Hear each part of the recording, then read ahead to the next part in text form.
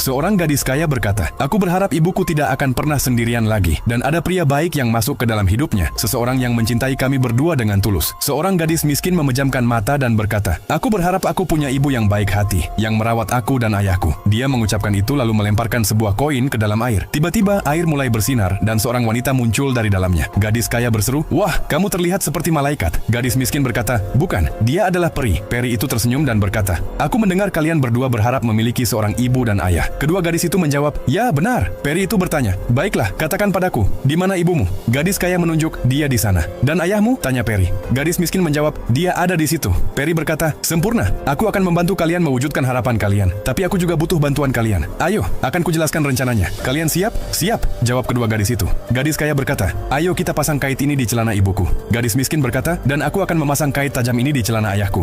Gadis miskin memberi isyarat jempol. "Sudah beres dari sisiku." Gadis kaya berkata, "Semuanya siap di sini juga." Kedua gadis bersembunyi dan menunggu. Saat wanita itu berdiri untuk pergi, celananya robek dan dia tersandung ke arah pria tersebut. Wanita itu marah dan berteriak, "Apa ini lelucon gila? Kamu mencoba mencuriku?" Pria itu menjawab, "Tidak, aku sama sekali tidak mengerti apa yang terjadi." Wanita itu berkata, "Jangan pura-pura tidak tahu. Aku akan memanggil polisi. Kamu kelihatan seperti pengemis. Pasti kamu tidak punya apa-apa." Pria itu membalas, "Kamu gila. Apakah aku terlihat seperti pencuri?" Dengan marah, wanita itu menarik putrinya dan berkata, "Ayo sayang, semua orang di taman ini gila." Peri itu melihat seluruh kejadian dan menjadi sangat sedih. Kemudian gadis itu duduk di rumah, kesal. Tiba-tiba Peri muncul dan membisikkan sesuatu padanya. Gadis itu langsung ceria dan berlari kepada ibunya. "Ibu, ada apa sayang? Ibu sedang sibuk tahu." "Tidak ada, Bu. Aku cuma ingin bertanya, bisa kita pergi ke taman besok supaya aku bisa bermain?" Ibunya menjawab, "Baiklah sayang, ibu akan mengajakmu. Tapi biarkan ibu selesaikan pekerjaan dulu." "Terima kasih ibu," kata gadis itu sambil tersenyum. Keesokan harinya Peri kembali menemui kedua gadis itu dan berkata, "Anak-anak, maafkan aku. Aku membuat kesalahan kemarin. Tapi hari ini aku punya panah ajaib. Panah ini sangat lembut. Saat panah ini mengenai ibumu, dia akan mencintai dan mendengarkan siapapun pria yang muncul di depannya." Mendengar itu, si gadis meminta pada ibunya, "Tolong, dorong aku di ayunan ya, Bu."